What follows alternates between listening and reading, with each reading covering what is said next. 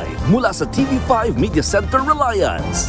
Kasama ang buong puwersa ng News 5. Ito ang 28th KBP Golden Dove Awards at 13th Makatao Awards Best TV Newscast. Frontline Pilipinas! Live na live ang Frontline sa Albay.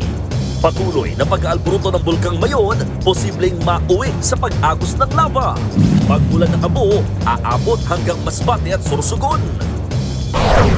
Mga taga Davao, niinig naman ng magnitude 6.4 na lindol. Ang latest, ihahatid din live ng News 5 Mindanao. Sospek sa pagpatay sa babaeng isinilid sa storage box, sumuko na.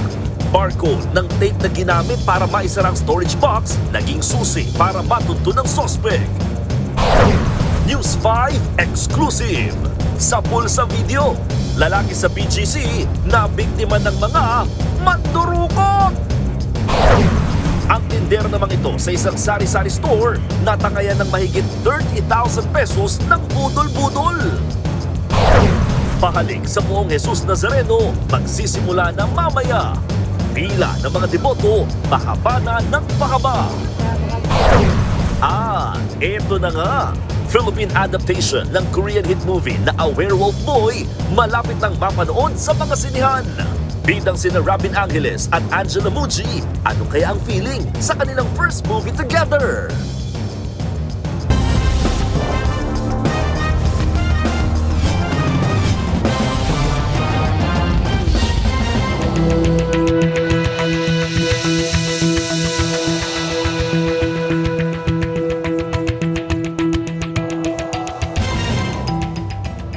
Posibleng mawi sa pag-agos ng lava ang patuloy na pag-aalburuto ng Bulkang Mayon. Bilang pag-iingat, higit 800 pamilya na ang inilikas. At live mula sa Legazpi City, Albay, nasa frontline ng balitang yan si Gio Robles. Gio, pakilarawan mo nga sa amin ang sitwasyon ng Mayon ngayong gabi.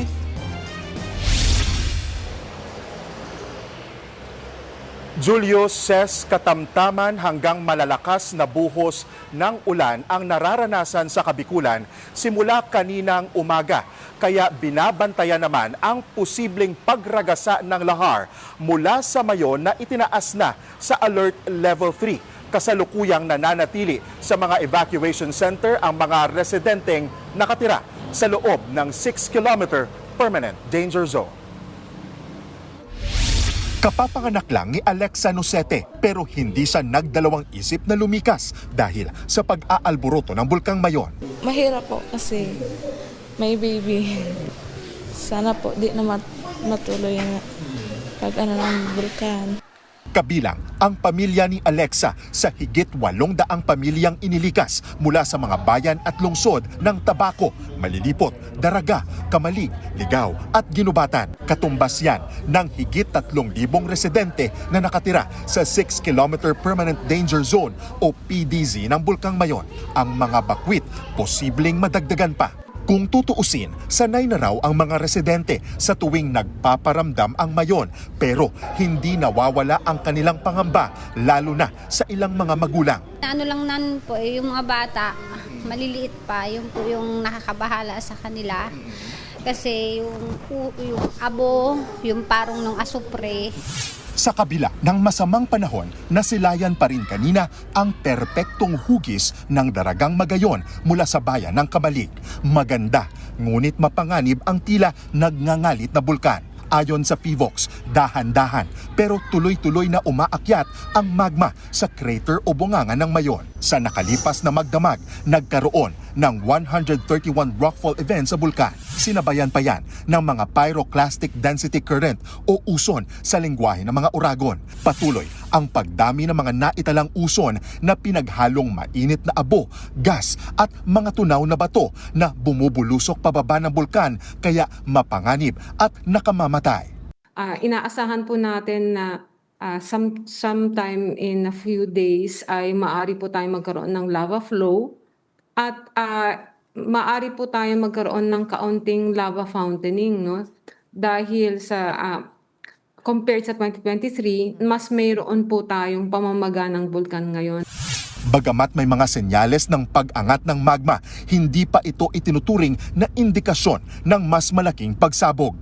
Kailangan po kasi medyo malaki ang volume ng magma para po ito maging explosive. Magbibigay po ito ng mga senyales in terms of volcanic earthquakes. Kung namamaga po ang bulkan, meron pong biglang mataas na pamamaga na makikita. Pangatlo po, of course, dahil meron po tayong panibagong magma na mayaman po sa volcanic gas, ay magpapakawala po ito ng maraming sulfur dioxide.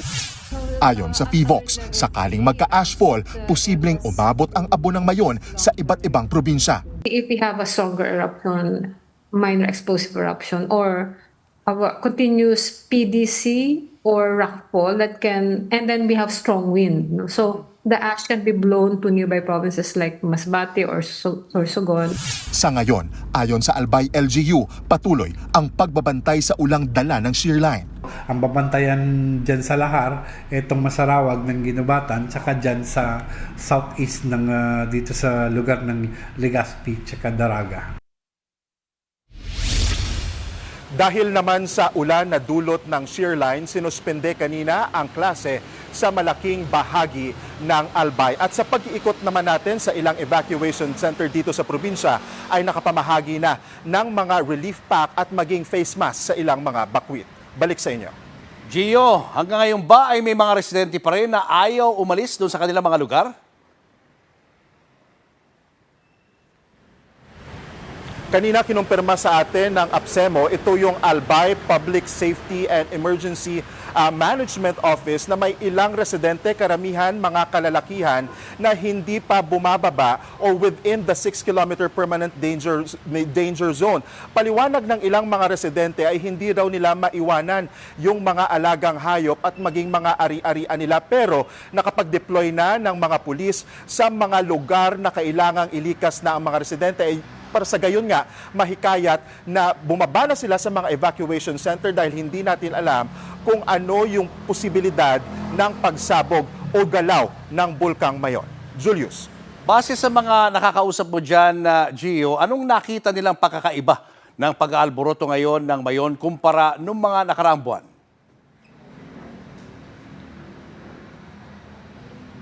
Actually, Julius, sa pag-iikot natin dito kanina, normal ang pamumuhay ng mga residente dito. Gaya nga doon sa na-interview natin na residente na halos sanay na sila. It's more on scientific observation na nakikita ng mga volcanologists. That's why nagbibigay ng abiso din sa mga residente. Pero sa ngayon kasi, Julius, simula kaninang umaga dahil sa masamang panahon, hindi natin nakikita clearly kung may lumalabas ba na lava sa bunganga ng bulkan dahil natatakpan ito ng ulap. Pero ayon sa paliwanag ng PHIVOLCS naman ay tuloy-tuloy yung aktibidad ng bulkan. Isa doon nga sa mga palatandaan nga ay continuous yung tinatawag na kumbaga pamamaga nitong bulkan. Ibig sabihin may indikasyon na may magma na umaakyat sa crater. That's why tuloy-tuloy din ang rockfall events dahil nga sa magma na umaakyat sa crater ng bulkan at kapag lumabas na ay yun na yung tinatawag natin na lava. Julius. Maraming salamat, Gio, at mag-iingat kayo dyan. Gio Robles. Samantala, 5 ang patay sa pang-aararo ng isang truck sa mga sasakyan sa Bislig, Surigao del Sur. Pinagpiestahan naman ng mga residente ang mga nagkalat na instant noodles na karga ng tumagilid na truck. Ania sa frontline sa balita si Bril Montalvo ng News 5 Mindanao. Sa pulsa CCTV ang pagharurot ng wing van na ito sa pakurbang daan ng Barangay Tabon, Bislig City, Surigao del Sur, pasado alas 12 ng tanghali nitong Martes. Dumire-diretso ito hanggang sa tumagilid sa tabi ng kalsada. Makikita din ang puting usok dahil sa tindi ng aksidente. Dito sa bahaging ito, sumadsad itong wing van matapos madisgrasya. Wasak na wasak ang harapan, maging ang gilirang bahagi nito. Nagkalat din dito sa paligid ang mga noodles na karga ng truck. Doon naman sa unahan, may mga motor, bao-bao, tricycle at dito sa aking likuran, may mga bahay na nasira at mga poste na nawasak sa pag-araro ng truck. Kabilang sa mga inararo ng truck ang isang police mobile at multicab na nakaparada sa lugar. Agad namang dumating ang mga rescuer. 5 ang dead on the spot, kabilang ang driver ng wing van na si Ronald Aldimita, 41 anyos. Habang 3 naman ang isinugod sa ospital, kabilang ang pahinante ng truck na si John Robert Humok at isang lalaking 14 anyos. Galing umano ng Tagum City sa Davao del Norte ang truck at papunta sana ng Bislig City para mag-deliver ng mga kargang dry goods nang mangyari ang disgrasya. Based on sa statement ng pahinante, nawala ng brake. Bahada, nawala ng preno. Motong kabig sa driver pa wala. Kay para muhunong parmasyat ang ligid dito sa drainage. Nararamdaman na talaga namin yung malakas yung pagbubusina ng sasakyan. Hanggang sa nararamdaman namin ang malakas na impact ng sasakyan doon sa bandang unahan. Yun lang po ang nararamdaman namin. Hanggang sa sumabog po yung sasakyan. Hindi naman maiwasang magkagulo ng mga residente habang nangunguha ng mga dry goods na karga ng truck. Sa ngayon, patuloy pa na nagpapagaling sa ospital ang pahinante ng truck at ang isang minor de edad, habang nakalabas na ng ospital ang isa pa. Nagbabalita mula sa Frontline, Bril Montalvo, News 5, Mindanao. Nakipagpatintero sa mga otoridad ang isang lalaking umakyat sa bubong sa Taguig. Halos isang buong araw siyang nasa bubungan ng mga bahay kaya nabulabog ang mga residente. Nagbabalik si Gary De Leon. Pinalibutan ng mga rescuer ang lalaking yan sa bubong ng isang bahay sa barangay Pembo, Taguig kaninang umaga. Kinausap pa nila ang lalaki para kumbinsing sumama sa kanila. Dahan-dahang lumapit ang mga rescuer. Saka pinadapa at tinalian ng lalaki. Matagumpay naman nilang naibaba ang lalaki sa hagdan. Ayon sa pamunuan ng barangay, nabulabog ang mga residente nang biglang umakyat ng bubong ang lalaking si alias Allen. Noong Lunes para umakyat ang lalaki at doon nagpalipas ng magdamag. Nagpalipat-lipat para ito ng bubong. Naangamba ang mga residente dahil dati na raw siyang nasangkot sa pagsunog sa isang bahay. Ito kasing lalaki na to, may mga record na sa amin na previous na nagsusunog ng bahay. Before kasi nasunog na dyan sa lugar nila eh. Siya yung dahilan kung bakit nasunog. Kilala rin daw sa kanilang lugar ang lalaki na gumagamit ng illegal na droga. Yun po yung sinasabi ng ilang citizens doon sa malapit. May record na po siya. Kakalabas lang neto ng rehabilitation. Itinurn over na sa Taguig City Police ang lalaki. Maharap siya sa reklamong alarm and scandal. Nagbabalita mula sa Frontline, Gary De Leon, News 5. Nuestro Padre Jesús Nazareno, sinasamba ka namin. Libo-libong deboto ang dumagsa para sa pagsisimula ng taunang pahalik sa imahen ng Poong Jesus Nazareno. Live mula sa Quirino Grandstand sa Maynila, nasa frontline na balitang yan si Ian Suyu. Ian, ilang minuto na lang bubuksan na sa publiko ang pahalik. Kumusta ang kanilang mga paghahanda dyan? Julius, sa ngayon nga nagsisimula na yung misa para sa mga volunteers ng pista ng Poong Jesus Nazareno at ilang sandali na lamang magsisimula na yung pinaka-inaabangang pahalik dito sa Quirino Grandstand. Kagabi pa lang, nagtungo na sa Quirino Grandstand ang deboto ng Poong Jesus Nazareno na si Eleonora. Mula Las Piñas, nagpalipas siya ng magdamag sa Maynila para lamang mauna sa pila. Mahigit 10 taon na raw niya itong panata, lalo't malaki raw ang naging tulong ng kanyang pananampalataya sa tagumpay ng kanyang pamilya. Kaya hindi niya raw alintana ang init, pagod at puyat. Nakatulog-tulog din, alam ko kasi yan, bago pa mamatay yung tatay ko. Kasama naman ng senior citizen na si Presi ang kanyang mister para sa taunan nilang panata. Simple lang naman ang panata ko sa Mahal Nazareno. Yung lagi kaming gabayan ng pamilya ko, especially yung asawa ko na pagaling niya sa prostate. Ilan lamang sila sa libu-libong deboto na dumagsa at naghintay para sa pagsisimula ng pahalik ngayong gabi. Kumpara noong nakaraang taon, mas organisado ang pwesto ng mga deboto ngayon. Nakalatag na ang mga bakal na bakod, barrier at tent para sa pila sa pahalik. Nakaantabay na rin ang mga first aid station sakaling may mga kailanganin ng atensyong medikal. Kanina, nagsagawa ng send-off ceremony para sa mga miyembro ng kapulisan at ibang force multipliers na tutulong sa seguridad ng pahalik.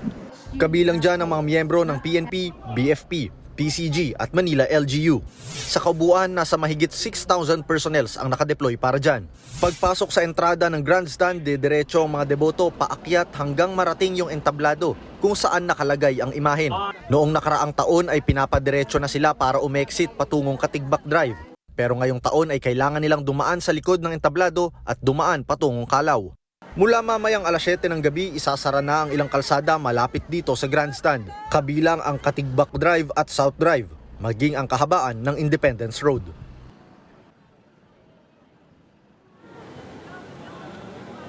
Julius, pakita lang natin kung gaano kahaba yung pila ng mga deboto natin na nagtungo na dito. Kung makikita nyo hanggang dun, umaabot na sa dulo.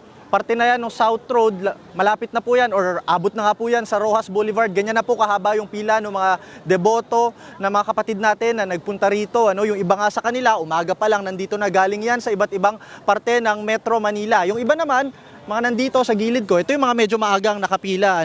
At subukan natin kapanayamin yung isa sa mga deboto na naghihintay rito. Ma'am, ayan, hello po. Ma'am, name po natin? Jenny Menor. Ma'am Jenny, saan pa po kayo galing? Galing kami ng Quezon City pa sa Santo Domingo. Santo Domingo. Kamusta naman po ang experience ninyo ngayon sa paghihintay? Masayang masaya dahil first time ko to dito. So sinama ako ng mga pamangkin ko dahil sila talagang deboto. So gusto ko ma-experience, syempre, isa pa kay Ama. Pero every Friday nagsisimba ako. Ngayon pa lang ako nakasama dito. Hindi naman po kayo nainitan kanina. Kahit mainit, okay lang yon, sakripisyo yon di ba? Okay lang yon, walang problema. Ma'am, ano po ang ipapanalangin natin mamaya o hiling natin sa poon? Ang pinaka number 1 hiling ko sa kanya, yung kaligtasan lang ng buong pamilya, good health, yun lang, okay na sa akin. Basta yung kaligtasan ng buong pamilya sa araw-araw. Konting hintay na lang, ano po? Kahit matagal, okay lang. Yun, ang pamangkin ko. Ayan. Julius, dagdag paalala na rin natin sa ating mga kapatid na magtutungo dito. Ina-encourage po yung pagpupunas, pagdadala ng mga panyo or towel para dun mamaya na ipapahid sa poon. Pero highly discouraged po, hindi hinihikayat yung paghalik for health and safety reasons. Yan muna ang latest mula dito sa Quirino Grandstand. Julius? Maraming salamat, Ian Suyu. Puspusa na rin ang paghahanda para sa traslasyon ng Poong Jesus Nazareno. Bukod sa clearing operations, marami rin pong paalala sa mga deboto. At live mula sa Maynila, nasa frontline ng balitang yan si Mon Gualvez. Mon, ano-ano pa ba ang mga paghahandang ginagawa dyan? Tama ka dyan, Ses. Abalang-abala na ang simbahan ng Quiapo para sa mismong kapistahan ng mahal na Poong Jesus Nazareno sa Makalawa. Walang sawa sila pagdating sa pagpapaalala sa mga deboto magtutungo rito, maging sa mga makikisa naman sa traslasyon. Sinabon at winalis ng mga tauhan ng Manila LGU ang mga kalye sa paligid ng Quiapo Church. Kabilang dito ang mga kalsada ng Villalobos, Hidalgo at Evangelista na madalas napupuno ng mga deboto sa mismong araw ng kapistahan ng Poong Jesus Nazareno. Pinaalis na rin muna ang lahat ng mga nagtitinda sa mismong kalye. Paalala ng organizers, bawal sumampa sa andas at pinaiiwasang hawakan ng imahen. Mas pinaiksiho natin ang krus. Layunin po natin dito ay proteksyonan ang ating imahen at huwag hong maapektuhan ang katawan ng ating mahal na Senyor. Sa karanasan nila, sa mga nakaraang traslasyon, mga kabataan daw ang madalas na nagpupumilit na makasampa sa andas. Nauuwian sa sakitan. Kaya pakiusap nila sa mga nakatatandang deboto, pigilan na ang mga kabataan. Muling babawalan ang lahat ng deboto sa Ayala at Palangka Bridge, maging sa kanto ng Ross Boulevard, Katigbak Drive at Burgos Street. Nakiusap din ng mga pulis na huwag salubungin ang mismong prosesyon. Kung ma-overwhelm po yung ating mga kapulisan at masyadong marami yung mga deboto, hahayaan na lamang po natin sila, pero i-guide po natin sila na i-clear pa rin yung loob po ng Ayala Bridge kasi very crucial, very critical po yung lugar na yan. Tiniyak naman ng lokal na pamahalaan ng Maynila na may certification mula sa DPWH na ligtas daanan ng mga tulay na nasa ruta ng traslasyon. Nag-last-minute inspection din si Manila Mayor Isko Moreno sa paligid ng Quiapo Church. Pakiusap niya sa mga magtitinda, iwasan ang pagbebenta ng mga pagkaing may stick o babasagin. Kung sa ledgi-ledgi lang sila, maaaring uunawain natin sa mga maghaharimunan. Huwag na kayo nagkakalat na mga stick, no, na maaaring makasugat sa mga paa ng mga deboto. Samantala, siniguro ng Department of Health na hindi raw dapat mabahala sa sakit na super flu. Pero paalala nila, sana yung may mga sakit na, no, lalo yung ganyan, huwag na nga lang pumunta. Kasi kailangan ipagsang-alang-alang din natin ang ating mga kapwa siniguro naman ng simbahan na handa sila sakaling malampasan pa ang 8 milyong bilang ng mga debotong nakiisa sa kapistahan noong nakaraang taon. Pero paulit-ulit nilang paalala, hindi naman natatapos ang debosyon sa mahal na senyor ng isang araw lamang.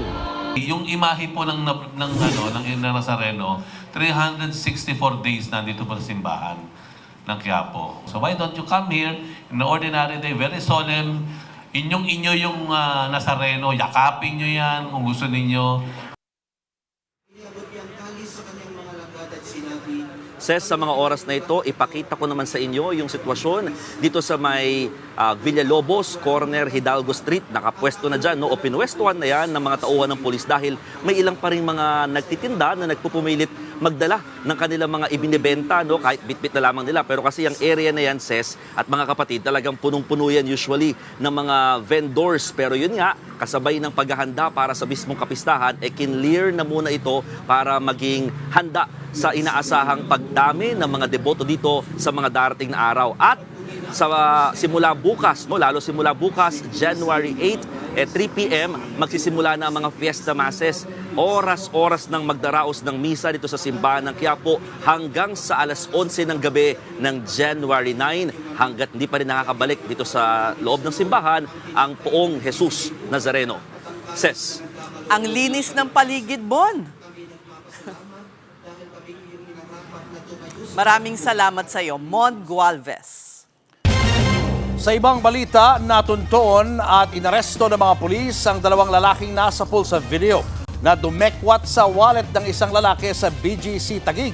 Nahulihan pa sila na nakakara-i-cruise at may dala ring illegal na droga. Nasa frontline na balitang yan si News 5 Mr. Exclusive, Gary De Leon. Pasakay sa kotse ang lalaking ito nang makunan sa dashcam sa BGC sa Taguig. Pero bago pa siya makasakay, lumapit sa kanya ang 2 lalaki. Ang isa, dinukot ang wallet mula sa kanyang backpack. Agad ding tumakas sa mga snatcher na parang walang nangyari at nagtatawanan pa. Ayon sa Taguig Police, January 5 nangyari ang pagnanakaw. Wala raw nagreklamo sa kanilang presinto kaugnay sa insidente. Pero napanood nila ang video at hinanap nila ang 2 lalaki hanggang sa matuntun sila ngayong araw. Matapos mag-viral, agad nagsagawa ng police visibility at nagronda ang mga pulis sa area ng BGC. Dito nila nakita ang 2 lalaking naglalaro ng sugal sa kalsada at ng kapkapan, nakakuha sila ng mga droga. Nagkakarakrus daw ang 2 lalaki sa Fort Bonifacio na mahuli ng mga pulis. Nakuhanan sila ng 2 pakete ng hinihinalang shabu. Hindi na nila itinanggi ang krimen, lalo't nakilala rin sila sa mga nakapanood ng video. Sabi pa raw ng mga suspect sa mga pulis, dumadayo talaga sila sa BGC para dumiskarte at magkapera. Umamin naman po sila. Hindi po nila sinabi kung magkano po yung kanilang nakuha po dun sa bag po ng ating biktima. Ang sinabi po ng ating mga suspect po, nag-iikot-ikot po sila sa BGC at sa tingin ko po, talaga po may mga target po sila doon o may gagawin po silang krimen po sa BGC po. Sa ngayon, sasampahan muna ng kasong illegal gambling at drugs ang 2 suspect. Aantayin pa raw kasi ng Taguig Police ang pagsasampa ng formal na reklamo ng biktima sa viral video. Sinubukan din namin kontakin ng biktima pero nauna na siya nanawagan sa social media na sana raw ay maibalik sa kanya ang kanyang wallet. Halos wala naman daw itong lamang pera pero may sentimental value sa kanya ang wallet na ibinigay raw ng kanyang namayapang ina. Nagbabalita mula sa Frontline, Gary De Leon, News 5.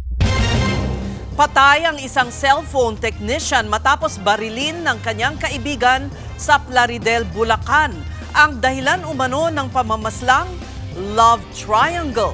Nasa frontline ng balitang yan si Gerard de la Peña. Sabado ng madaling araw, nakunan sa CCTV ang lalaking ito na naglalakad at tila may kaaway sa kahabaan ng Cagayan Valley Road, Barangay Tabang, Plaridel, Bulacan. Pero di kita sa video kung sinong kaalita niya.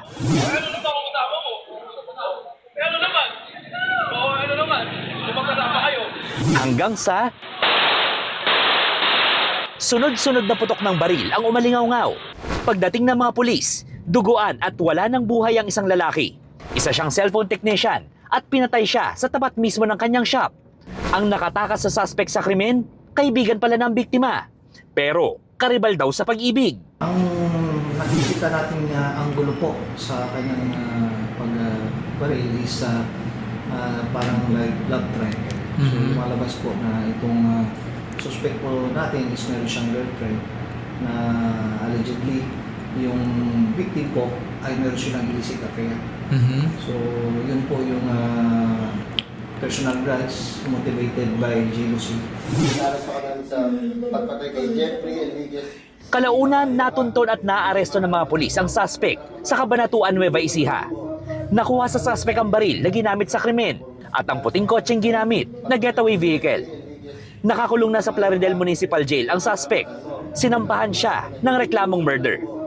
Nagbabalita mula sa frontline, Gerard de la Peña, News 5. Sa Mindanao naman, niyanig ng magnitude 6.4 na lindol ang Manay, Davao Oriental.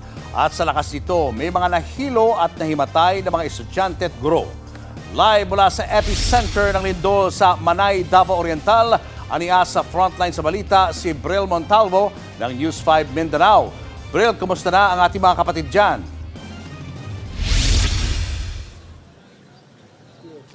Julius, hindi bababa sa 10 ang naramdamang aftershocks simula pa kaninang tanghali dito sa lugar. May mga aftershocks pa rin tayong nararamdaman ngayon matapos yanigin ng magnitude 6.4 na lindol ang Davao Oriental na sumentro sa bayan ng Manay pasado alas 11 kaninang umaga.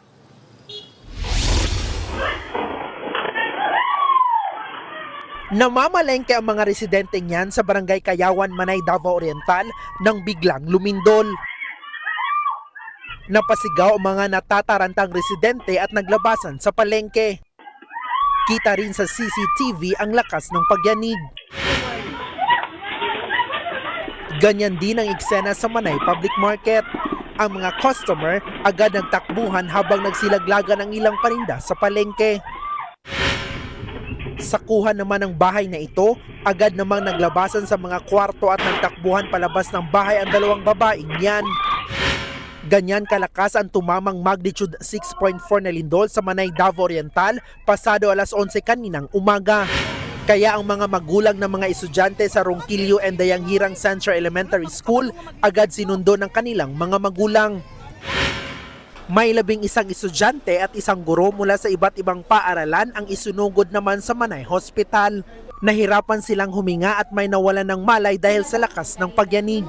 Sinuspende na ang lahat ng klase sa Manay ngayong araw hanggang bukas. Ayon sa LGU, wala pang naitatalang napinsalang infrastruktura dahil sa lindol. Wala rin daw nasakta na residente. Gayunpaman, nakahanda pa rin ang LGU sa anumang posibleng mangyari dahil sa lindol. We are in the process of determining the damage kasi may mga dati kasing mga houses na supposed to be partially. Baka hindi natin alam ngayon, totally na, no. So far nagpaano kami muna ng tao. Pa-dispatch kami ng mga tao for us to properly talaga ng damage sa situation ngayon dito. Ang lindol naramdaman din sa Davao City. Kaya mga estudyante agad nag-evacuate. Gayon din sa mga empleyado sa Pag-ibig, Davao. Umabot din ang lindol sa Hinatuan, Surigao del Sur.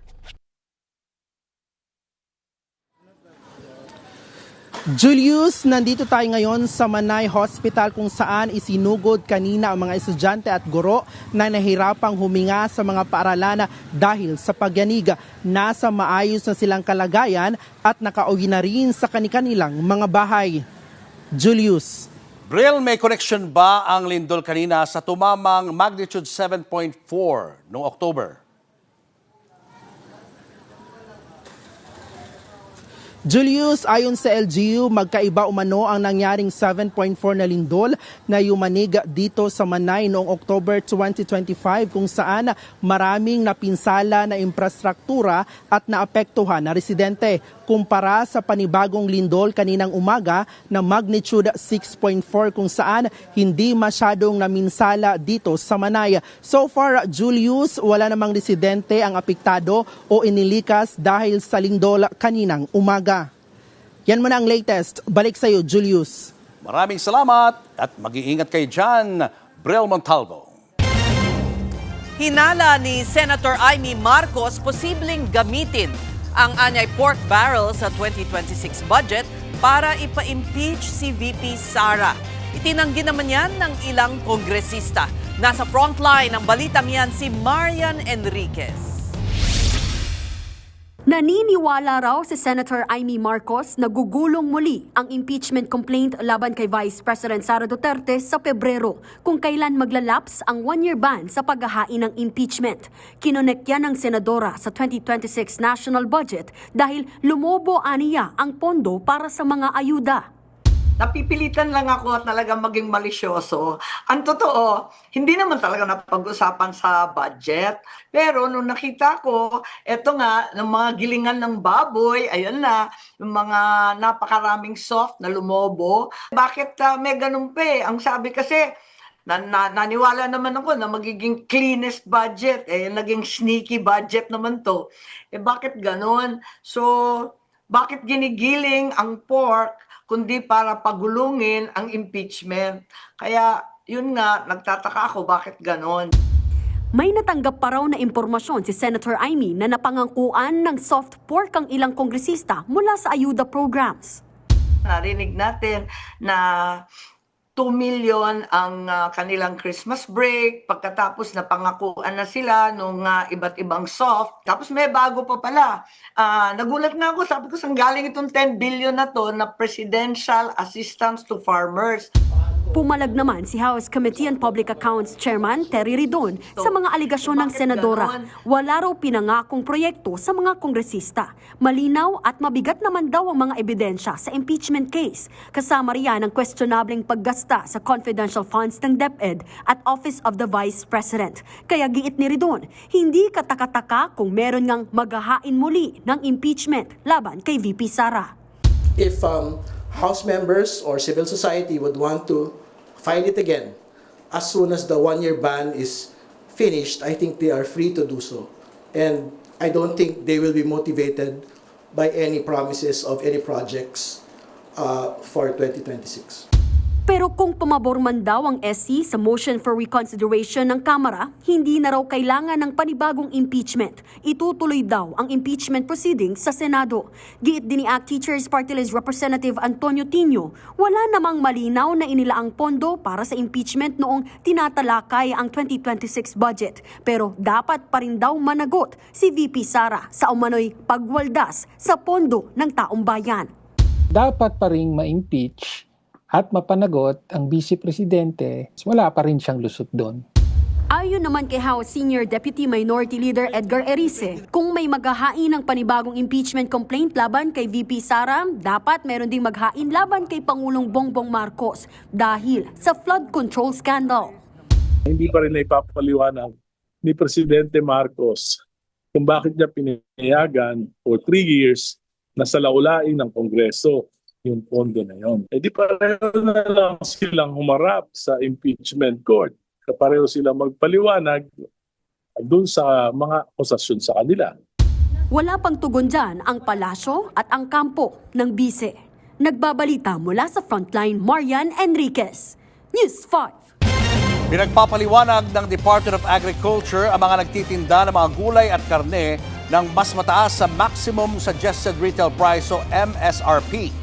Posible raw silang mapasara at makumpiskahan ng mga paninda. Nasa frontline ng balitang yan si Gerard de la Peña. Matapos ang holiday season, tumaas ang presyo ng ilang bilihin, partikular ang mga gulay.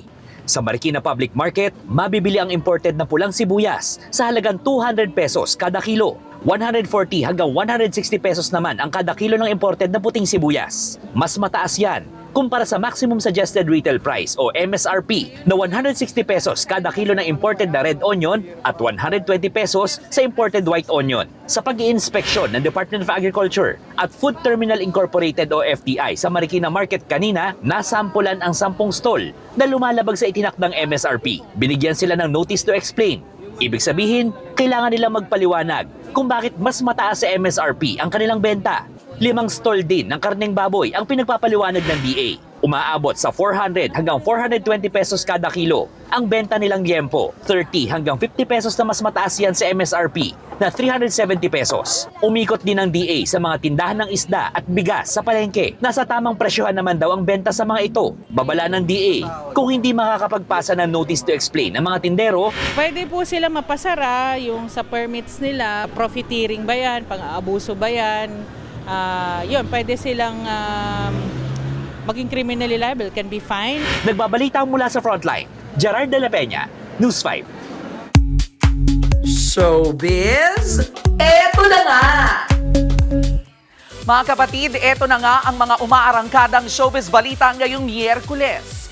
Magkakatakutan na mamaya mga kapatid dahil mapapanood na po natin sa Free TV ang pelikulang Maledicto. Yan po ang 2019 horror film starring Tom Rodriguez, Jasmine Curtis Smith at si Dabarkads Miles Ocampo.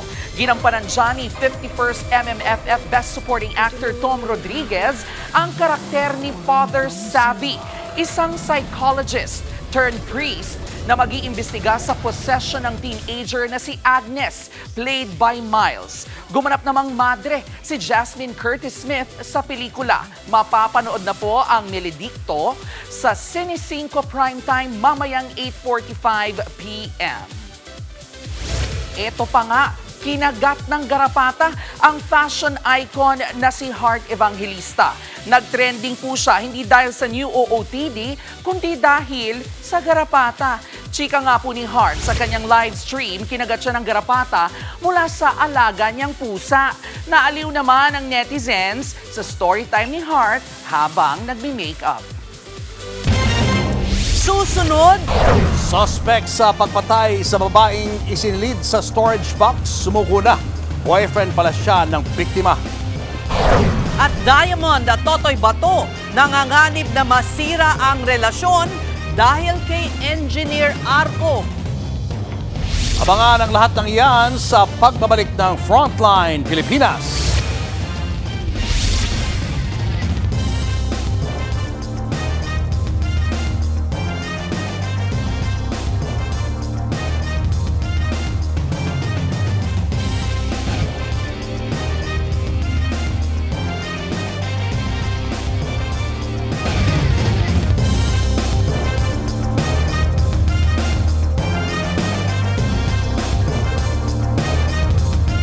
Mga kapatid, Julius Babaw po, nasa Middle East o saan mang dako ka ng mundo, manatiling may alam at may pakialam sa mga mainit na balita dito sa ating bansa. Simulan po natin ang bawat araw sa tuloy-tuloy na balitaan sa Frontline. Mag-follow at mag-subscribe sa social media pages ng News 5. Natangayan ng 30,000 pesos sa e-wallet ang isang tindera sa Maynila. Nagpa-cash in daw ang suspect gamit ang QR code pero nawalan ng pera ang account ng biktima. Nasa frontline ng balitang yan si Nina Ongpauco. Sa kuha ng CCTV ng sari-sari store na ito sa Baseco Compound sa Maynila, makikita ang lalaki nagpapa-cash in sa kanyang e-wallet. 200 pesos daw ang pinapalagay niya sa kanyang e-wallet account gamit ang QR code. Hindi nakita sa CCTV pero sabi ng lalaki, hindi raw pumapasok ang pinadeposit niyang pera. Kaya 3 beses niyang pinascan ang QR code. Ang hindi alam ng tindera, nabudol na siya ng lalaki. Higit 10,000 piso na pala ang nabawa sa e-wallet ng tindera sa kada scan. Suma total, aabot sa higit 32,000 pesos ang nakuha ng lalaki. Dinemonstrate pa nga nitong sa suspect natin, may babayaran siya sa worth 200 pesos. Kaya magpapakash in siya ng 200 pesos pero ang pera niya is 500. Pinakita niya yung QR code. Mga ilang segundo na naman, sasabihin na naman, hindi pumasok. Yung the third time, in-scan ulit, after noon, nawala na sila. Nakaalis naman agad ang suspect matapos ang transaksyon sakay ng isang tok-tok o tricycle. Huli na nang malaman ng tindera na nawalan siya ng pera sa e-wallet. Ang pinagtataka niya, wala siyang natanggap na confirmation sa text message para sa 3 transaksyon. Di ba, normally naman may magno-notify, may magsasabi na may unusual. Wala daw siyang napapansin ganun eh. Nangyari lang na nakita niya na nawalan siya at nabawasan yung pera niya. Inaalam pa kung paano nakuha ng scammer ang pera sa e-wallet account. Sa follow-up operation, nahuli ang driver ng tok-tok na sinakyan ng suspect sa pagtakas. Tumanggap pa umano ito ng 5,000 piso mula sa suspect na kaibigan niya pala. Git naman ang inaresto, wala siyang kinalaman sa pangbubudol. Pinag-drive ko po. Nagulat na lang po ako na nabutan na ako ng 5,000. Pero ayon sa mga pulis, hindi na ito ang unang beses na may nabiktima sa panloloko ang mga sospek. Paalala naman ng mga pulis. Talagang dapat maging vigilant din tayo, huwag tayong basta-basta maniwala. Isa pa, yung scan ng QR code, hindi naman natin alam kung ano yung nandun, lumalabas doon. Patuloy pang pinaghahanap ang sospek at iba niyang kasabwat. Nagbabalita mula sa Frontline, Nina Ongpauco, News 5. Mga kapatid, walang dahilan para maalarma sa kumakalat na super flu sa ibang bansa ayon sa DOH. Ayon kay Health Secretary Ted Herbosa, bagamat hindi nakaka-alarma, malinaw na may bagong variant ng sakit. 2024 pa na-detect ang super flu sa Pilipinas. Nasa 17 na ang naging kaso, pero gumaling din silang lahat ayon sa DOH. Ang higit din daw na dapat mag-ingat ay yung mga kababayan natin na bibisita sa North America at sa United Kingdom kung saan maraming kaso ng super flu. I think the warning I will give is for Filipinos that will travel to the temperate countries, that will go to North America, to the UK. If you're going there, be knowledgeable that there is a spread of super flu in that area. Maybe get the Northern Hemisphere vaccine. That's my best advice for them. Nagpositibo sa TB ang ilang inmate ng Pangasinan Provincial Jail. Tiniyak naman ng mga otoridad na tuloy-tuloy ang kanilang gamutan. Nasa frontline ng balitang yan, si JC Cosico. Naka-face mask at walang tigil sa pag-ubo ang ilang persons deprived of liberty o PDL sa loob ng Pangasinan Provincial Jail. Nagpositibo ang ilan sa kanila sa tuberculosis. 10 ang sumasailalim ngayon sa gamutan. 6 sa kanila ang nasa intensive phase o nasa unang 2 buwan pa lang ng gamutan, habang ang 4 na iba pa ay nasa continuation phase o tinatapos na lang ang 6 na buwan pang pagpapagamot. Bago pa lang sila pumasok, mayroon silang chest x-ray. Yung sa result na yon, doon kami nagbabase para sila ipa-check up. Pwedeng magkahawaan kung hindi sila i-isolate. Agad namang inilipat sa ibang selda ang mga nagpositibo. Mananatili sila roon sa loob ng 2 linggo. Paglilinaw ng pamunuan ng Provincial Jail, posibleng may TB na ang mga PDL bago pa man sila makulong. Hindi pa rin tiyak kung mayroong hawaan sa mga preso. Gayunman, regular pa rin daw ang disinfection sa mga selda para maiwasan ng hawaan. Kapag kasi ang taong nagpositibo sa TB ay umubo, bumahing o dumura, kakalat sa hangin ng mga mikrobyo at posibleng mahawa ang sino mang lumanghap nito. Tiwala naman si Daryl, isa sa mga PDL, na hindi sila pababayaan ng pamahalaang panlalawigan ng Pangasinan.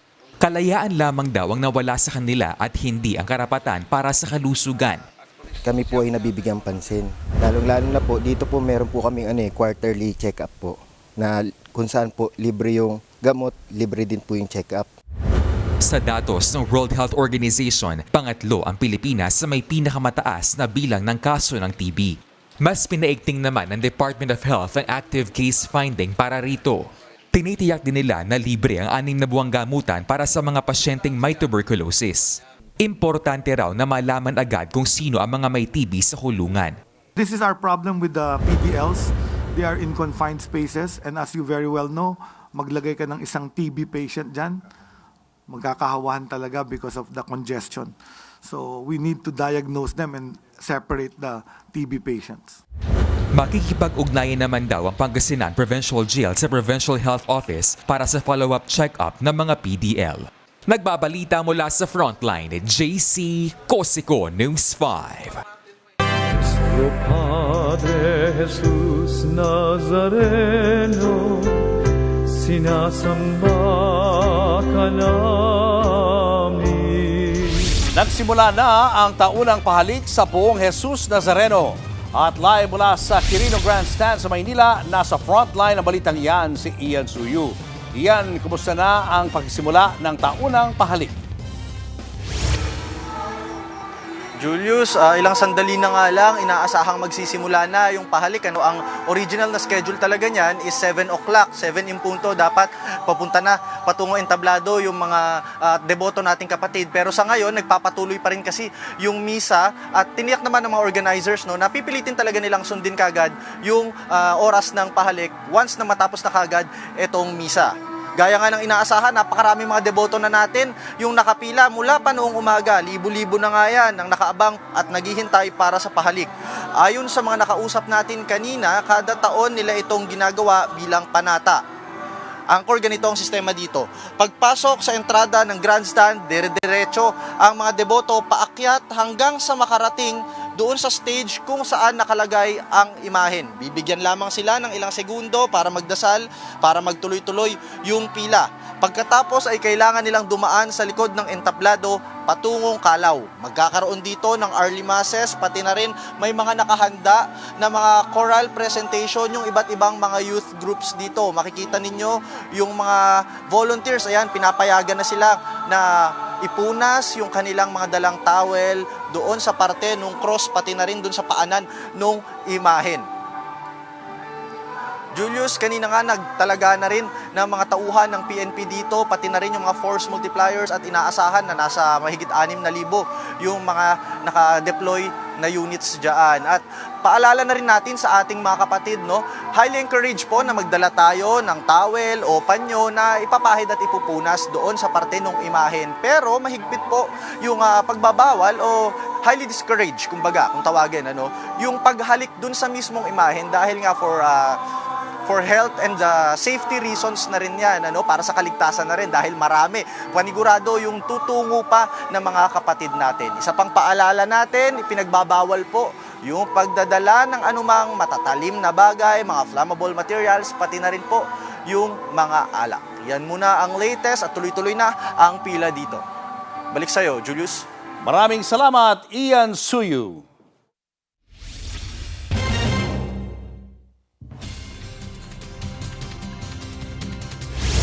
Weather update tayo mga kapatid. Wala na po tayong binabantayang anumang low pressure area o bagyo sa loob at labas ng ating Philippine Area of Responsibility.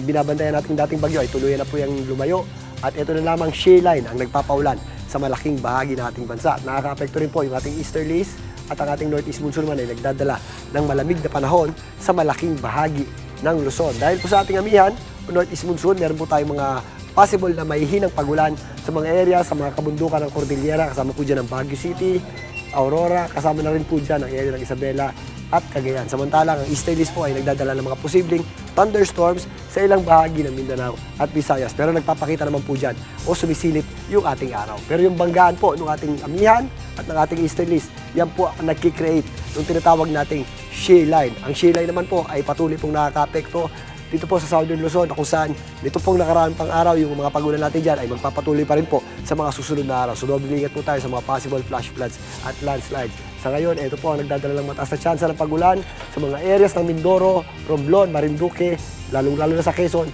at sa Bicol region. Sa katunayan, nakataas pa rin po ang heavy rainfall advisory ng Pag-asa. Meron pa rin tayo mga possible 50 hanggang 100 millimeters na pagulan o moderate to heavy rains dito po sa areas ng Camarines Norte, Camarines Sur, Catanduanes, Albay, na kung saan dyan po yung mga Mount Mayon at sa area po ng Sorsogon. So mag-iingat po tayo dyan sa mga possible flash floods at landslides dulot ng epekto ng ating tinatawag na shear line. Dito sa Metro Manila, magpapatuloy po ang maliwalas sa panahon natin, lalong-lalo po sa umaga hanggang tanghali. Sa pagsapit ng hapon, mas nagiging maula po ang panahon natin. At if ever may mga pagulan tayo, ito po ay mga daglian lamang na may hinang pagulan dahil medyo malamig na po ang ating panahon. So malamig pa rin po ang gabi at madaling araw natin dahil sa epekto ng ating amihan. Magpapatuloy po ang ganitong klaseng panahon hanggang sa araw na po yan ng translasyon ng ating Nazareno. Kaya sa mga pipila po, mag-ready rin po tayo sa mainit na tanghali at mag-ready rin po tayo sa malamig na gabi at madaling araw. At yan po muna latest sa ating lagay ng panahon. Muli ako po ang inyong weather frontliner, Alvin Purad. Lagi may panahon. Para sa iyo. Susunod! LTO nagpaliwanag kung bakit reckless driving ang violation ng anak ng vlogger na si James Deakin. Suspect sa pagpatay sa babaeng isinilid sa storage box, sumuko na. Boyfriend pala siya ng biktima. At Diamond at Totoy Bato nanganganib na masira ang relasyon dahil kay Engineer Arco. Yan at iba pa sa pagbabalik ng Frontline Pilipinas.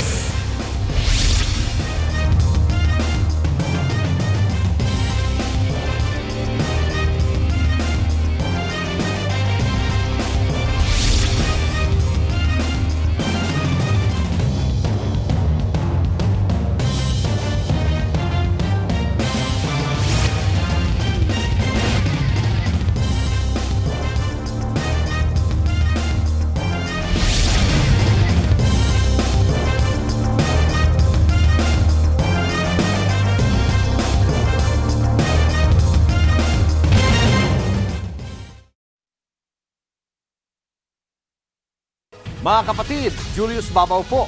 Nasa Middle East o sa amang dako ka ng mundo, manatiling may alam at may pakialam sa mga may init na balita dito sa ating bansa. Simulan po natin ang bawat araw sa tuloy-tuloy na balitaan sa Frontline. Mag-follow at mag-subscribe sa social media pages ng News 5.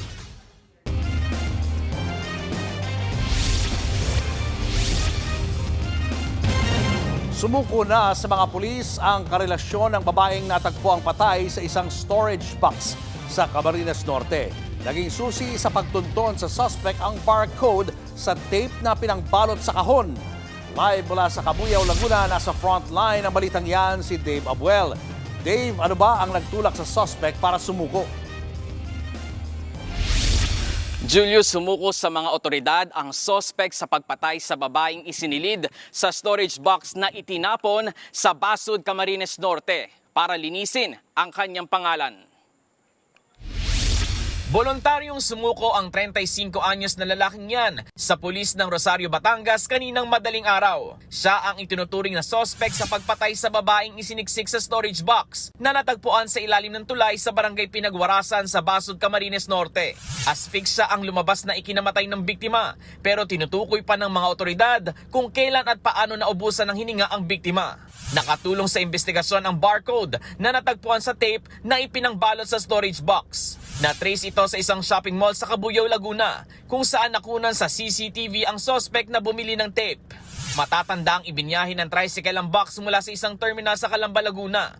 Saka isinakay sa bus na biyaheng Daet noong January 1. Matapos ang ilang araw, sumuko ang lalaking suspect na karelasyon pala ng biktima. Ayon sa tatay ng suspect, aksidente lang daw ang nangyari. Sila mismo ang nangumbinsi sa suspect na sumuko. Hindi niya daw po sinasadya. Yung babae po yata ay galing daw po doon sa isang lalaki, sinasaksak siyang ganun. Yung pag-iwas niya, parang naitulak niya. Pagbagsak daw, binaano niya, tinitingnan niya, hindi daw gumagalaw. Yun lang. Basta pagdating daw na lasing yata yung anak ko. Naging matipid naman ang sagot ng suspect ng hingan ng panayam ng media. Kaya raw siya sumuko. Para sir, linisin lang ang aking pangalan. Yun lang po. Sa kakurutin mo nila sir, malalaman sir. Yun lang po. Samantala, ayon naman sa angkas ng tricycle na nakunan sa CCTV sa terminal, nadaanan siyang nakatambay at sinama lang ng driver na kanyang kapitbahay para magpatulong na magbuhat ng bagahe. Nagtaka rin daw siya kung bakit mabigat ang ikinargang storage box sa sidecar ng tricycle. Binuhat na namin, sabi ko, ba't mabigat? Tinanong mo yung suspect, bakit mabigat? Wala. Ayon naman sa pinsan ng biktima, bago pa ang insidente, nakapagkwento pa raw ang biktima sa ina nito ng pagbabanta mula sa suspect. Nagsabi pa raw yung suspect na papatayin po daw siya. Iyon po yung sinabi ng magulang sa akin po, nakausap po kanina. Mensahe niya sa suspect, makukulong po siya habang buhay at hindi po kami papayag na makapiyansya po siya at makalabas po. Kailangan po niya bayaran yung ginawa po niya sa pinsan ko po. Julius, sa ngayon, hawak na ng Cabuyao Police ang suspect na mahaharap sa reklamong murder. Isang case conference ang isinagawa ngayong araw matapos ng sumuko ng suspect. Patuloy rin ang case build-up ng mga otoridad sa krimen. Yan muna ang latest mula rito sa Laguna. Balik sa'yo. Maraming salamat, Dave Abuel. Kahit Sabado o Linggo o kahit sarado ang opisina ng LTO, bilang daw talaga yan sa mga deadline. Yan ang iginiit ng ahensya sa tinapos nilang investigasyon tungkol sa reklamo ng isang vlogger. Nasa frontline ng balitang yan si Gerard de la Peña.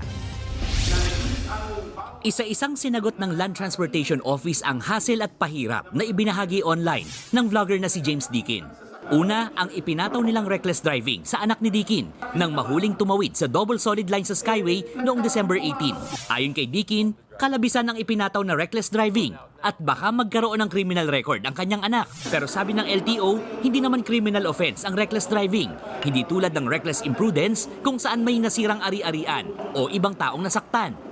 Ipinakita pa ng LTO ang CCTV footage ng aktwal na paglabag ng anak ng vlogger. Nauna namang sinabi ni Dikin, kahit pa questionable ang violation, tinuloy pa rin nilang harapin ito. Base sa investigasyon ng LTO, hindi rehistrado ang sasakyang minaneho ng violator.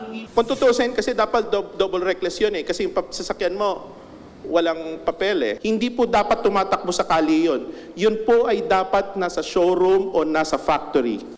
Matatanda ang nauna na rin sinabi ni Dikin na hindi kanila ang sasakyan. Kaya nga nagtaka siya kung bakit nire-require sila ng official receipt and certificate of registration o ORCR. Pero sinunod pa rin nila yan. Nagpadala na ang LTO ng show cause order sa dealer na sasakyan na ginamit ng anak ni Dikin para pagpaliwanagin kung bakit nakalabas sa sasakyan gayong hindi pa ito rehistrado. Nagpadala na rin ng LTO ng subpoena sa anak ni Dikin para naman pagpaliwanagin ito kung bakit hindi ito dapat mapatawa ng violation na reckless driving. Isa pang inirereklamo ni Dikin ay pagkatapos ng lahat ng pinagdaanan nilang proseso, kabilang ang pagbabayad ng 2,000 pisong multa at pagbibigay ng mga hiningi requirement, hindi pa rin ibinalik ang lisensya dahil lampas na raw sila sa 15-day deadline. December 27, Sabado, nang magpunta sa opisina ng LTO si Dikin. Sarado ito at sinabihan daw silang bumalik na lang sa January 5. Sinabi ni Dikin, binilang sa 15 araw na palugit ang mga araw na sarado ang mismong opisina. Sagot ng LTO dyan, Sa ano po talaga sa rules, hindi po talaga nakaspecify na working days So calendar days talaga. Kahit sa Supreme Court decisions, kailangan sa civil code, calendar days talaga Ang dami pang araw na po pwede kang pumunta. Hindi po Saturday kasi pumunta sila Saturday Sa huling post ni Dikin, sinabi niyang dumalo siya sa online hearing na ipinatawag ng Anti-Red Tape Authority. Tinanong daw ng ARTA ang LTO lawyer kung kailangan ba ng ORCR sa pagtubos ng lisensya. Sa hinaba-haba raw ng sagot ng LTO, sa huli, lumalabas na hindi ito kailangan. Malinaw daw na violation ito ng Ease of Doing Business Law. Ayon naman sa Automobile Association of the Philippines o AAP, pagkakataon na ito para maayos na ang sistema sa LTO. It's a nice wake-up call for everyone to look at the process, look at enforcement, look at the level of punishment, understand the value of a driver's license as a privilege. Nagbabalita mula sa Frontline, Gerard de la Peña, News 5. Showbiz, eto na nga! Mga kapatid, eto na nga. Trending ang bagong trailer ng launching movie ni Robin Angeles at Angela Muji na A Werewolf Boy. May mensahe naman ang tambalang rap gel sa kanilang haters. Nasa frontline ng balitang yan, si MJ Marfor. All eyes on Rap Gel mula sa kanilang pamatay na NNFF performance. Dinumog na fan meets at sunod-sunod na magazine covers at guestings. Handa na nga for their first ever movie, sina Robin Angeles at Angela Muji. Talk of the internet ang teaser to drop ng A Werewolf Boy, lalo na sa table scene na Angela at Robin. Wait, onti lang. Go, eat. Good boy. Hango ito sa 2012 Korean hit of the same title starring Song Joong-gi. Trinay ko po yung best ko na wag naman po gayahin yung original to a T kasi magkaiba naman po yung adaptation sa direct na copy. Tapos yun po yung challenging part for me. Sabi ko hindi ko po papanoorin kasi wala naman po akong linya dito, so gagawa po ako ng sariling version ko ng Werewolf. Tsaka Song Joong-ki na po yun Hindi ko naman po kayang gayahin yung kanya. Tsaka pag ginaya ko po yun, parang hindi maganda yung kakalabasan kasi siya yun ang galing niya So gumawa po ako ng sarili kong version. Si Rabbit, to get into character, nag-ala werewolf literal. For 1 hour, bawal po ako mag-break. As in, wolf lang ako. Tapos, may ginagawa po siya sa akin na parang, anong gagawin mo pag ginanto ka ng tao? Wolf ka, di ba? Bawal po ako mag-break, 1 hour yun. Tapos sa shooting po, hindi na ako hindi po ako masyado nahirapan na nung nasa shooting kasi feeling ko po talaga werewolf na ako. As one of the most popular love team ngayon, expected na ang mga negatibong comment online sa Rap Gel. Ginawa namin inspirasyon yung mga haters talaga namin. Totoo po, ginawa po namin silang inspirasyon dito sa pelikulang to. Parang kahit ano pong sabihin nila sa amin ng paulit-ulit, wala po kami ibang gagawin. Hindi po kami babawi or anything, hindi kami magre-reply. Ginalingan lang po namin sa pelikula namin. Mapapanood ang A Werewolf Boy sa mga sinihan this January 14. Nagbabalita mula sa Frontline, MJ Marfori, News 5.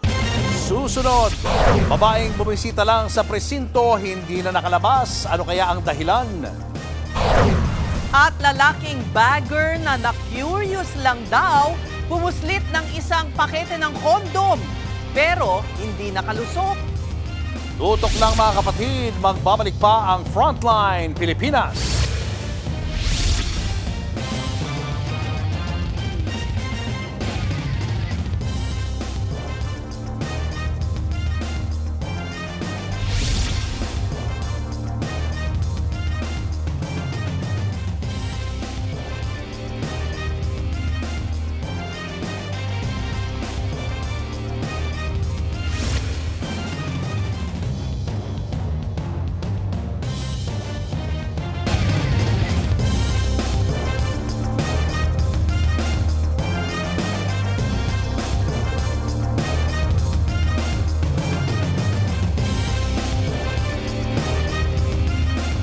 Mga kapatid, Cheryl Cosim po. Nasa Estados Unidos, Canada o saan mang dako ka ng mundo, manatiling may alam at may pakialam sa mga mainit na balita dito sa ating bansa. Simulan natin ang bawat araw sa tuloy-tuloy na balitaan sa Frontline. Mag-follow at mag-subscribe sa social media pages ng News 5.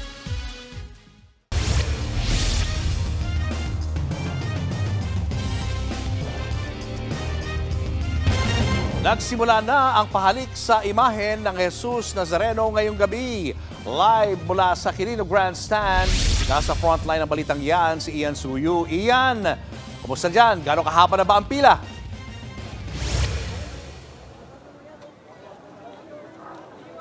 Kapatid, opisyal na nagtapos na nga yung misa para sa mga volunteers dito sa pista ng Poong Jesus Nazareno at ilang sandali na lamang po magsisimula na yung pahalik. Bagamat kanina may ilang mga volunteers na pinayagan na kanina na umakyat doon sa entablado at magpunas ng kanilang mga panyo doon sa mismong imahen.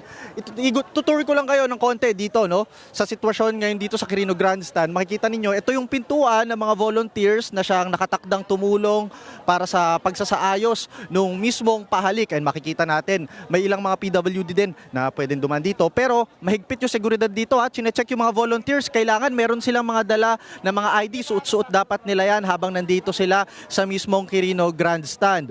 At dito naman sa likuran ko, ayan, ito na yung mga kapatid natin na matyagang nakapila. Kaway-kaway po kayo dyan mga kapatid. Ayan, oo. Ayan, mula kahapon pa, yung iba sa kanila, karamihan kahapon pa, matagal na. Oh. Madaling araw. Oh, sige sir, kausapin na kita. Kamusta ang experience sa pagpila dito? Super. Iba yung yung experience ngayon. Dahil na bagong nga yung sistema. Yung mga madaling araw na nakapila rito, mas nauna pa sa mga bagong dumating at doon nakaupo na. Hanggang dito ba naman sa simbahan na pare-pareho tayong Katoliko, nagkakaroon pa rin ng, hindi ko alam matatawag na sipsipan? Insertion ba tawag dyan? Insertion ng tao sa pila. Yun. Saan pa kayo galing yan, sir? Tagaytay pa ako galing. Ano oras kayo nagpunta rito? Andito ako ng 7. Actually, galing pa ako ng Baclaran kanina umaga. Kaya expectation ko, yung flow ng pila dito pagdating ko, Okay lang. Kaso naka-hold kami kanina eh. Meron pa nga dito, 2:00 talaga, pinauwi na. Na madaling araw. Kasi hindi pinapasok. Oo. Tirik na tirik yung araw kanina. Oo, wala. Ini-stop kami. Step by step, inunti-unti. Mainit na mainit. Yung nakikita niyo ngayon na kulay blue, bagong dating lang yan. Kung kailan wala ng araw, doon lang iniligay. Yung kulay blue nandoon, yung plain lang. Yung plain na blue. Doon lang inilagay yan. Kanina siguro mga around 4 o'clock. Sir, medyo malalim nga ang hugot natin dahil sa experience natin ngayon. Oo. Oo. Yung mga kanya-kanya samaan ng loob yung mga nakapila. Lalong-lalo sa mga senior at PWD. Sir, ano na lang ipinapanalangin ninyo para mamaya, kapag napunta na kayo doon, nagpunta na kayo mamaya doon sa entablado. As usual, ang dasal ng lahat, pamilya pa rin. Maraming salamat po, sir. Okay, punta naman tayo dito sa other side. Ito rin yung mga nakapila pa, no?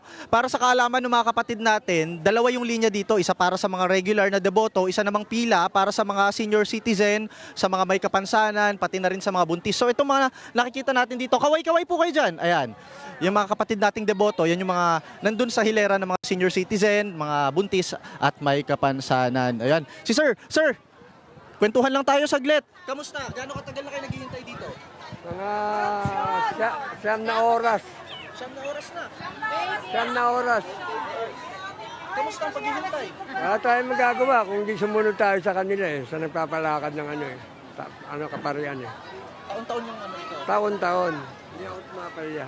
Alright. So ang sistema nila dito, mga kapatid, dito yung entrada, pagpasok dyan, aakyat patungo doon sa may entablado ng mismong grandstand, tapos doon sila bigyan ng tsansa na makapagpunas or kung meron silang mga imahe na dala, no? Tapos bibigyan lamang sila ng ilang segundo para makapagdasal, ialay yung kanilang mga panalangin at hiling sa may kapal. Saka sila papababain, dadaan sila doon sa may likuran, Pakalaw exit na to. So kung ano yung entrada mo, yung kabilang side, yun na rin yung exit. Kasi usually or nung mga nakaraan, doon na sila all the way pakatigbak. So dito muna sila sa Kalaw dadaan ngayong taon. So mahigpit pa rin yung paalala ng mga tauhan ng PNP dito, ng mga marshals natin na pinagbabawal po yung pagdadala ng mga matatalim na bagay, ng mga alak or kung anumang mga flammable materials habang naghihintay po dito sa pila ng ating mga deboto. Ayan, inaasahan na madadagdagan pa ito sa paglipas mamaya ng magdamag at ina-expect din na magkakaroon ng iba't ibang mga presentations or mga choral presentations yung mga youth groups dito sa Quirino Grandstand. Yan muna ang latest mula dito at update pa namin kayo maya-maya lamang. Maraming salamat, Ian Suyu. Bibisita lang sa presinto, diretsyong nakulong pa ang isang babae sa Quezon City. Nakuhanan siya ng shabu sa bulsa ng kanyang shorts. Nasa frontline ng balitang yan, si Gary De Leon. Kuha sa CCTV ang pag-aresto sa babaeng ito sa presinto sa Quezon City. Nang pasandalin siya sa mesa, dito na kinuha ng isang pulis ang laman ng kanyang bulsa. Nakuha sa babae ang 2 sachet ng hinihila ng shabu na nagkakahalaga ng 13,000 piso. Ayon sa Talipapa Police Station, bibisitahin lang daw sana ng babae ang kanyang naakulong na kalipin. Naharang siya ng mga pulis ng kapkapan sa police station. Yung arrested natin na suspect was positively ng crime lab natin sa drugs sa katawan. So sumailalim itong suspect natin sa mandatory drug test. So nag-positive itong suspect. Hindi na itinanggi ng babae na sa kanya ang mga nakumpiskang illegal na droga. Pero depensa niya, hindi raw niya alam na dala niya ito nang siya ay bumisita. Hindi ko naman po alam na na nasa bulsa ko kasi tulog ako nun eh. Pag ginising ako ng kaibigan ko, dadalaw nga daw po kami. Tapos dire-diretso ako, pumunta kami dito. Tapos yun nga, na-check nung jail, sa may desk. Ayun, na-check sa bulsa ko. Ayon sa mga pulis, dati na rin nasangkot sa illegal gambling ang suspect. Aminado rin siya na gumagamit siya ng illegal na droga. Sa ngayon, nakakulong na ang suspect dahil sa paglabag sa Comprehensive Dangerous Drugs Act ng 2002. Nagbabalita mula sa Frontline, Gary De Leon, News 5. Ang inyo pong napapanood ay ang live na kuha sa Bulkang Mayon sa Albay. At kita po ang crater glow o nagliliwanag na lava na dumadaloy mula sa tuktok ng bulkan. Nakataas pa rin ang alert level 3 sa Bulkang Mayon. Mahigit 3,000 pamilya na ang inilikas mula sa paanan nito. Manatiling nakatutok sa News 5 para sa mahalagang update sa pag-aalburuto ng Bulkang Mayon. Susunod, lalaking backride patay matapos maararo ng truck sa Samar. At Pinay singer na si Gwen Dorado, pinabilib ang Korean judges sa Sing Again 4. Tutok lang mga kapatid, magbabalik pa ang Frontline Pilipinas.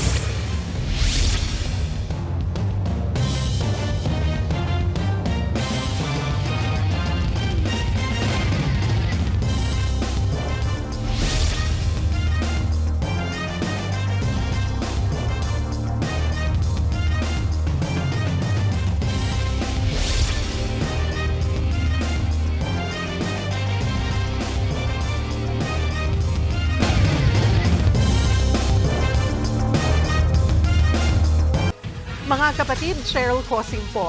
Nasa Estados Unidos, Canada o saan man dako ka ng mundo, manatiling may alam at may pakialam sa mga maiinit na balita dito sa ating bansa. Simulan natin ang bawat araw sa tuloy-tuloy na balitaan sa Frontline. Mag-follow at mag-subscribe sa social media pages ng News 5.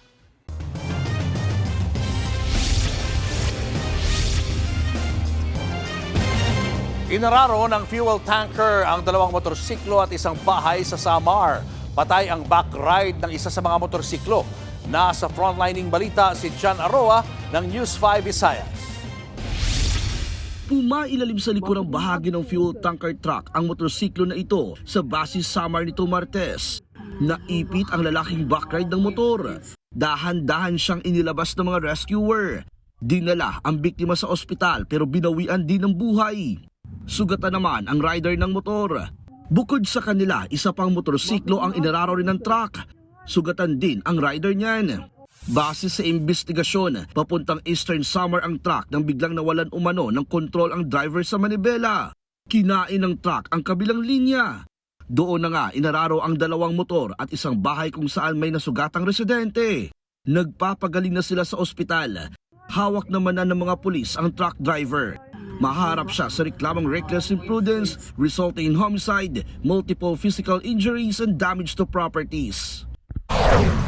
Sa Gataran, Cagayan, nagkawasak-wasak ang pick-up truck at mga tricycle sa harap ng isang paaralan. 7 tricycle na hilirang nakaparada sa tabing kalsada ang inararo ng pick-up. 2 tricycle driver ang sugatan.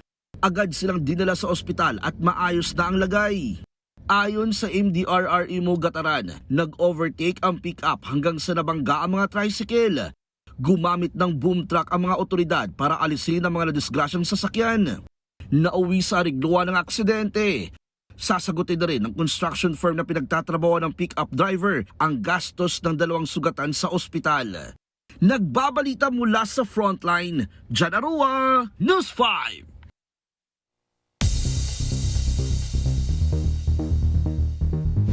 Binanata ni US President Donald Trump ang ilang bansa sa Latin America. Sa isang interview, sinabi ni Trump na payag siyang magpadala ng US military forces sa Colombia.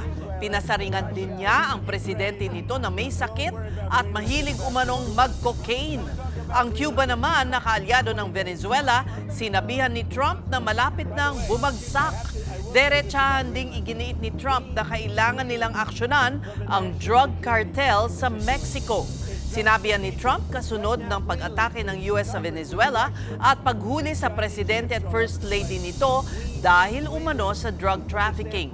Mariin namang kinondena ng world leaders ang pahayag ng US President. Susunod, sasakyan ng pari bumulaga sa compound ng isang bahay sa India. At Pinay singer Gwen Dorado, pinabilib ang Korean judges sa Sing Again 4.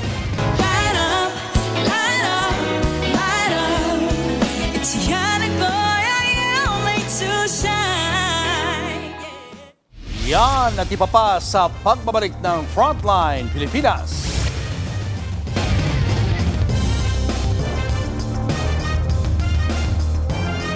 Mga kapatid, Julius Babaw po, nasa Middle East o saan mang dako ka ng mundo, manatiling may alam at may pakialam sa mga mainit na balita dito sa ating bansa. Simulan po natin ang bawat araw sa tuloy-tuloy na balitaan sa Frontline. Mag-follow at mag-subscribe sa social media pages ng News 5.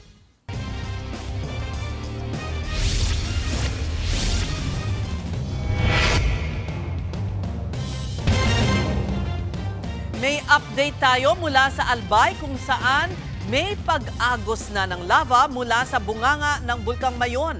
Live mula sa Legazpi, Albay, nasa frontline ng balitang yan, si Gio Robles. Gio, go ahead. Ses, breaking news nga mula dito sa Albay as of 7:45 p.m. nakitaan ng crater glow o yung tinatawag na banaag sa summit ng Mayon Volcano ngayong gabi.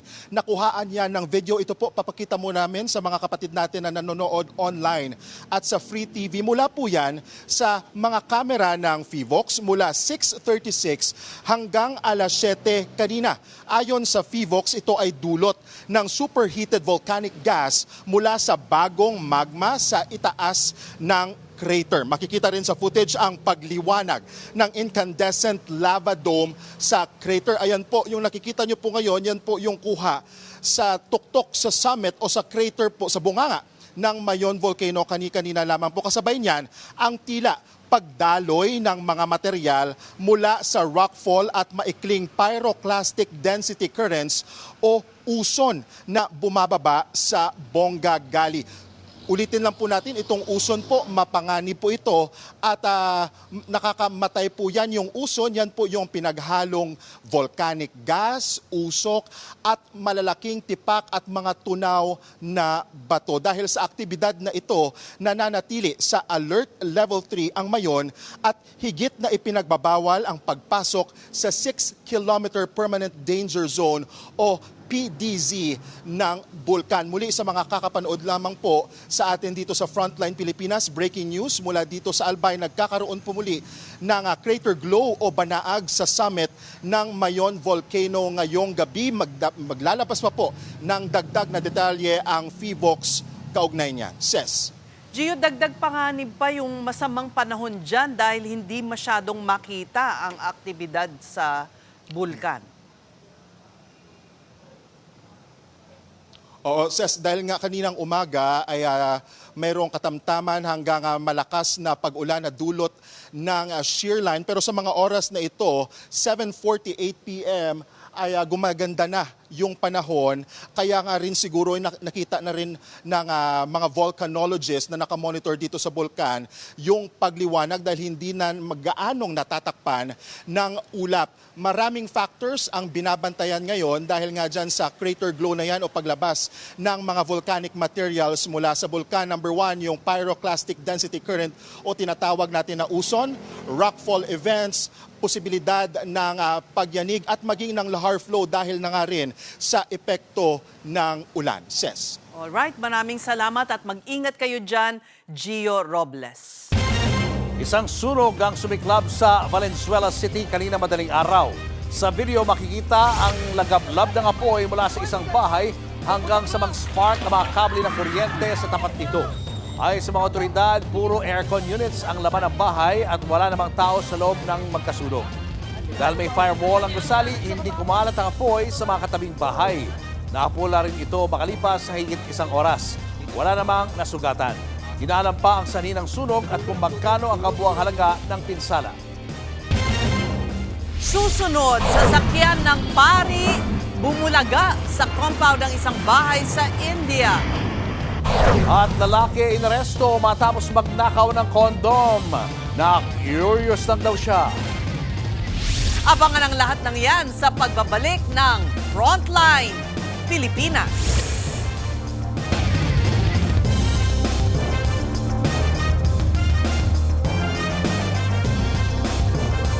Mga kapatid, Julius Babaw po. Nasa Middle East o sa amang dako ka ng mundo, manatiling may alam at may pakialam sa mga mainit na balita dito sa ating bansa. Simulan po natin ang bawat araw sa tuloy-tuloy na balitaan sa Frontline. Mag-follow at mag-subscribe sa social media pages ng News 5.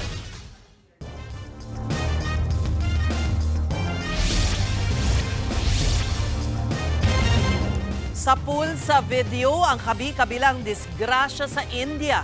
Ang isang sasakyan na minamaneho ng pare, tumilapon sa compound ng isang bahay. Yan at iba pa sa Frontline News Abroad.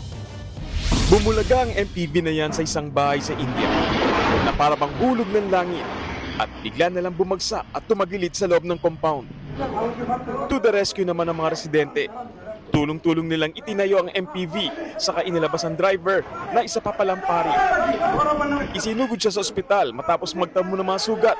Hindi na siya inireklamo na may-ari ng compound. Kwento ni Father, pumutok ang isa sa mga gulong ng MPV kaya nawalan siya ng kontrol. Sa kabila niyan, naniniwala siyang ang Diyos ang nagligtas sa kanya sa aksidente. Kung si Father tila naligtas at sinuwerte, eto naman ang tila minalas. Saktong-saktong kalalabas lang ng tindahan ng lalaking yan nang biglang salpukin siya ng puting SUV. Sa lakas ng pagbangga, tumilapon na ilang metro ang biktima. Nabundol din ang dalawang nakaparadang motorsiklo. Isinugod sa ospital ang biktima habang ang driver na pag-alamang lasing. Ultimo pangalan daw nito, hindi maalala. Inaresto na siya ng mga pulis habang na-impound naman ang kanyang sasakyan. Sa syudad naman ng Faridabad sa gilid ng kalsada, nagtutulak ng kariton ng prutas ang isang vendor. Maya-maya, bigla na lang sumulpot ang maharurot na kotse at sinalpok ang naiwang kariton. Bagamat ligtas ang vendor, sumabog ang gulayan na kabuhayan niya. Hindi naman huminto ang nakasagasan sa sasakyan. Inireport na yan at tinutugis na ang driver. Nagbabalita mula sa Frontline, Gary De Leon, News 5. Huli ang isang lalaking bagger na nagnakaw ng isang pack ng condom sa Cebu City. Nakakalaga ng 387 pesos at 75 centavos ang mga kondom. Ayon sa 23 years old na suspect, na curious lang daw siya kaya nagawa ang krimen. Napag-usapan daw kasi nila ito ng kanyang mga katrabaho at tinayuan siyang gumamit ng kondom. Hindi naman daw inakala ng suspect na mahuhuli siya dahil medyo sirang kondom na raw ang dinekwat niya. Natanong naman ang kawatan kung anong gagawin niya sa kondom. Eto ang kanyang sagot. Ko mga card sa SM. Kanang tanaran ko ng sa sorry dito. Okay, sige sungsungugon na lang mga kauban ako sa mga kamigan ako man pa. Ano daw, anong papakasuway ano, wala ko dito. Naman pero isa ko kanan mo paano mo gamit ano mo. Susunod, Pinay singer Gwyn Dorado agaw eksena sa Korean show na Sing Again 4. Tutok lang mga kapatid, magbabalik pa ang Frontline Pilipinas.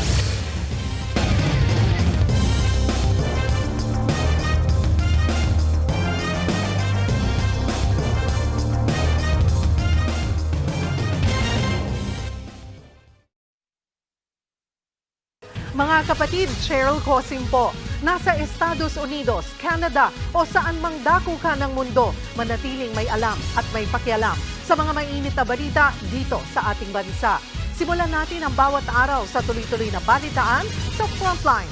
Mag-follow at mag-subscribe sa social media pages ng News 5. Showbiz, eto na nga! Mga kapatid, eto na nga. Namayagpag na naman ang boses ng Pinoy sa international stage. Nagtapos sa second place ang Pinay singer na si Gwyn Dorado sa Korean show na Sing Again 4. Nasa frontline ng balitang yan, si MJ Marford.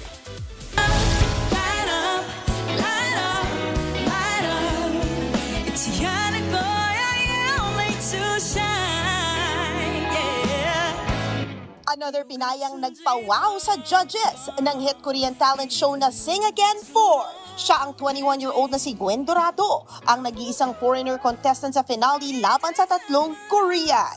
Naka-second place pa si Gwyn. Natalo siya sa online voting pati sa streaming at live voting.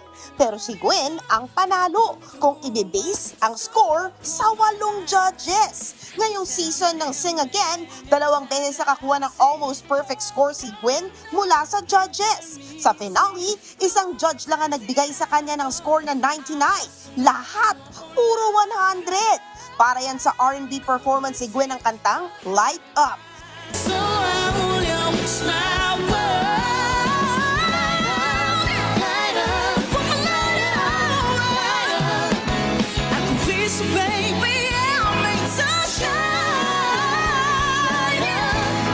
Nabasag ng performance na yan ang record na pinakamataas na puntos mula sa judges. Nauna ring naset ni Gwen nang i-perform niya ang original song niya na I Want You.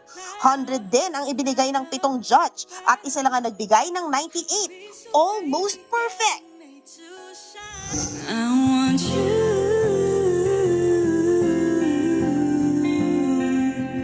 I want you.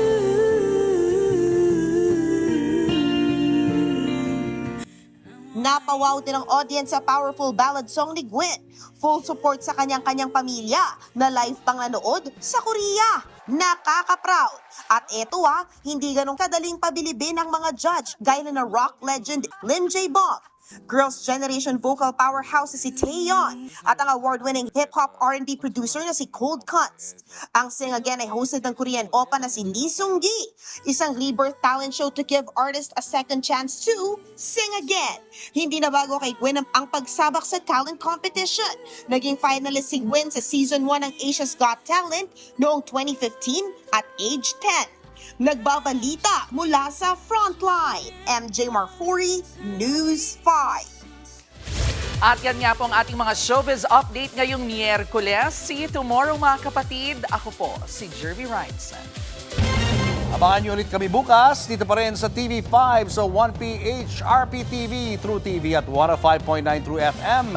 Kami ang inyong mga kapatid sa Balitaan at Public Service. Walang iwanan sa Frontline Pilipinas.